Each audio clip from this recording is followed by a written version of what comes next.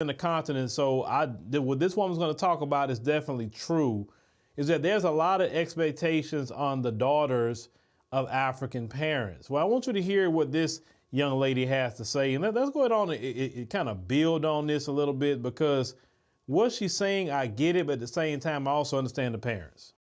Y'all know who really has it hard in life? Firstborn daughters of African parents. Please tell me if I'm being dramatic, but as a firstborn daughter of African parents, you're already born into hardship with all the expectations they have of you. And then specifically daughters, like if you're at a certain age and you're not married, it's either something's wrong with you, you're gay. Yeah, one or the other. But African parents put so much pressure on you to finish schooling, be the best in school. And then once you finish school, they think that, okay, this is the best time for you to get married. And then right out of college, you get married. But that's not how things work. What happens is you're supposed to be dating around. You're supposed to experience heartbreak, which is normal. It happens. But the time frame of everything happening for them is like 1 second. And then by the next second, you're married.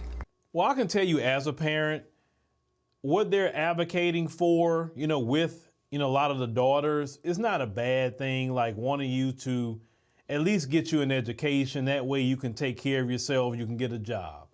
Wanting you to get married. Listen, most parents don't want their daughter out here alone, or their daughter, especially if they have some boyfriend and not married, have a child and become a single mother. No parent really wants that for their child. So I can't fault the parents for, wanting that for you, even though you say, oh, well, you're supposed to go through heartbreak, you're supposed to go through it. And I understand at the same time what she's saying, because, they have all these expectations on you, but can I just live a little bit? Can I enjoy myself? Now, the part that she said that if they're not married, then they say, what's wrong with you? Are you gay? That is something that is kind of told to them, because I remember one time I went to Kenya and I interviewed a young lady, and I think she was about 24, and she kind of alluded the same thing, that her parents said that about her. Like, what's wrong with you? Are you gay? Or like, well, why automatically you went to that? Like, why somebody has to be LGBT if they're not married yet? I mean, come on. I mean, it's, you're young. I mean, shoot. At 24, the mindset I had at 24 was definitely not the mindset I would have today. I mean, so I think, let them live a little bit, let them eventually meet the right guy, that's for them. And then they probably get married. See, the parents have to also understand it's not like back in their time period. It's not even like it was back when I was a young man, right? And I was saying around 21, 22, or when I was in high school and things in the 90s. We live in a total different world. It was much easier actually to find your husband or wife back then.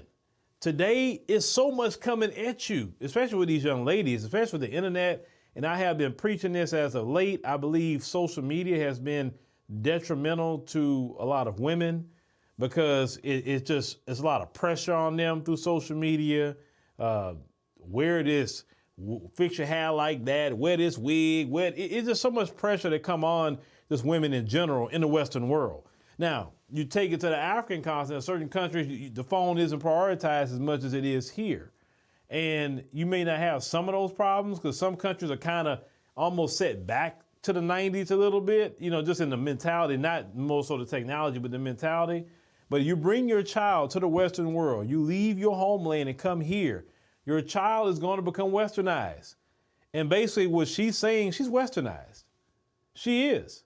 Because she has to kind of be a westernized and try to deal with the African mindset at the same time.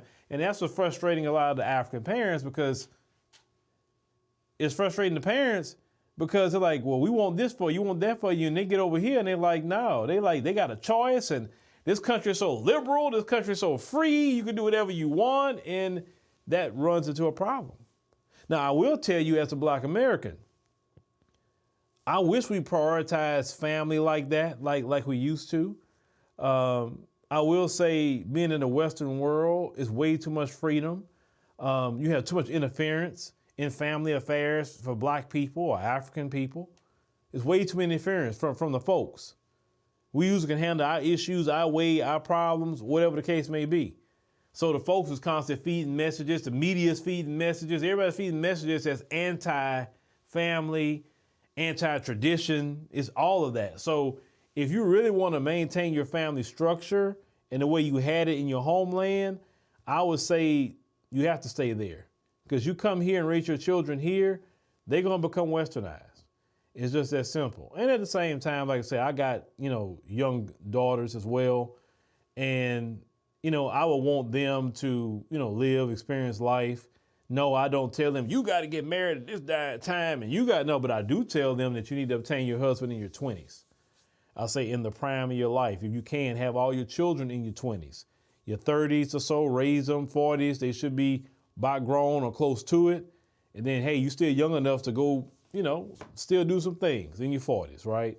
So that's why I always would tell my kids, or tell any young lady out there. But, just give your parents some a little patience. They come from a different time period, and also try to bring them up to the day. And parents, you got to understand, we're not back in the day. We in 2023.